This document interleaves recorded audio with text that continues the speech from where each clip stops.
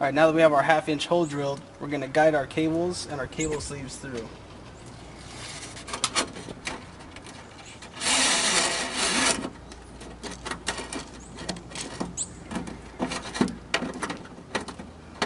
Okay, once they're through into the trunk, we're going to guide it down,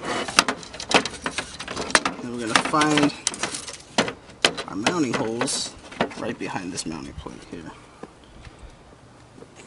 And we're going to use our same hardware from before for the license plate to mount the license plate flipper on there.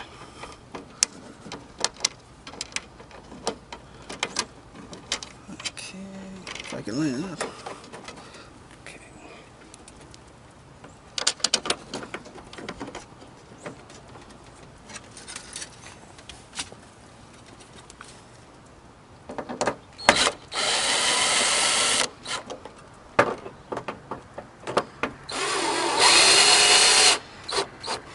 Alright. So now that we got that in there, we got to find a place to mount our motor assembly. Your application might be different, but for this vehicle, we're going to use this bar right here on the trunk lid. It has some thickness to it so we won't go through. So we're going to line up our plate here, and then we're going to go through with our pen, mark, go through on the other one, mark that. That's where we're going to drill, so we'll make that a little bit bigger there so you can see it.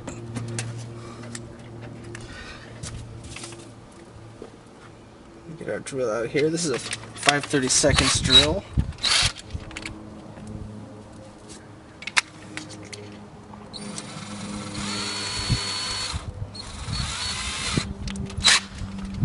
Okay, now we're going to go right in through the trunk lid.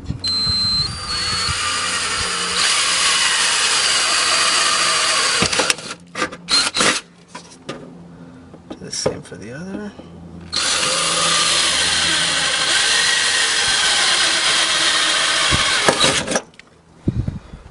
Now that we got that out the way, I'm going to use these 2.5 inch screws we got.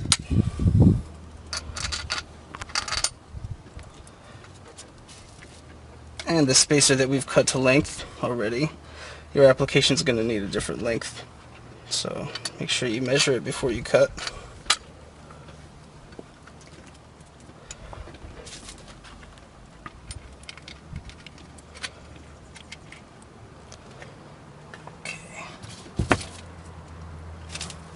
We're going to go back to our Phillips drill here to save some time.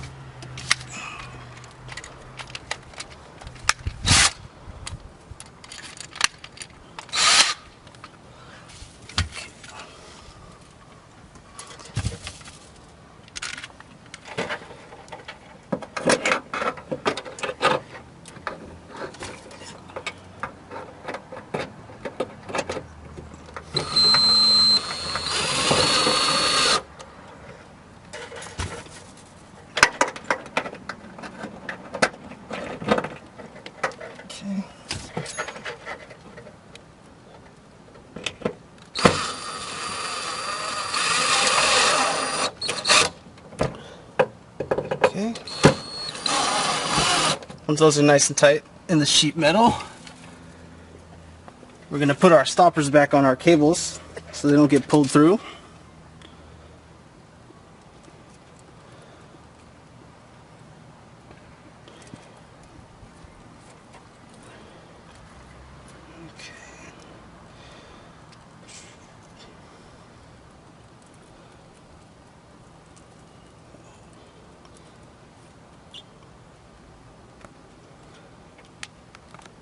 Yeah, I don't know, you might have to cut that out, man.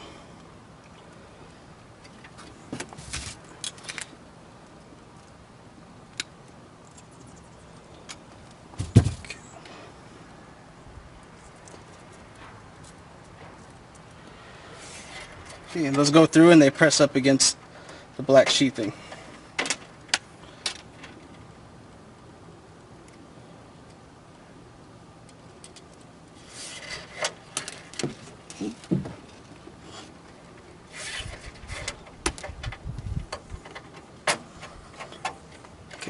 Once that's done, we can guide our cable ends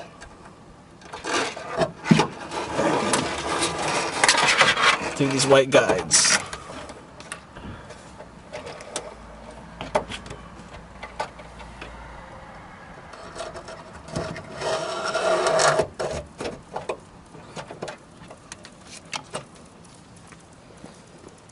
Okay.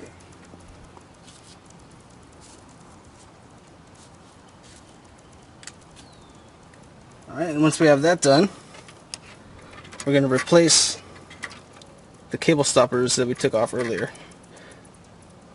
The best way to accurately do this is to measure down to here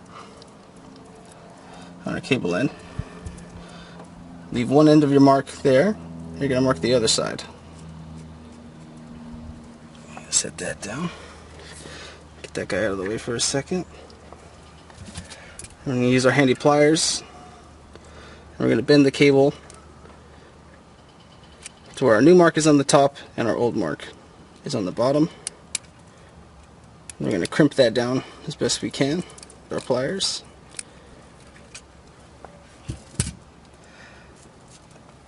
And then we can just simply slide up our old stop until we get up to the top. And make sure that your old mark is here at the bottom. Hope you guys can see that. And then, using our pliers again, we're going to clamp it down.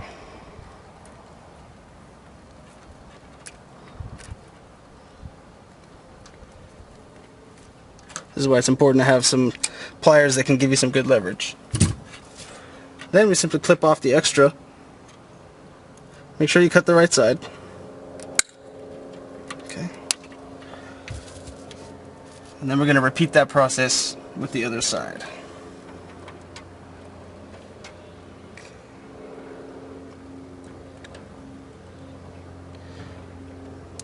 This looks like. Alright, now using the mark that we made earlier, our 2-inch measurement on our cable, we're going to install and replace the cable clamps that we took off earlier. So, we're going to slide the clamp down to where it's touching our mark from before. We're going to make a new mark on the opposite side. I'm going to slide that out of the way. Then we're going to take our handy pliers and we're going to bend the cable as tight as we can to where the old mark is at the top of this point and the new mark is on the side. Just make sure that that's on the very top. And then we're going to clamp down and bend our cable. Okay. I'm going to slide this guy back on, back over itself, and at the bottom of that you'll see our old point here. Once you see that point at the bottom, you're safe to clamp this guy back down.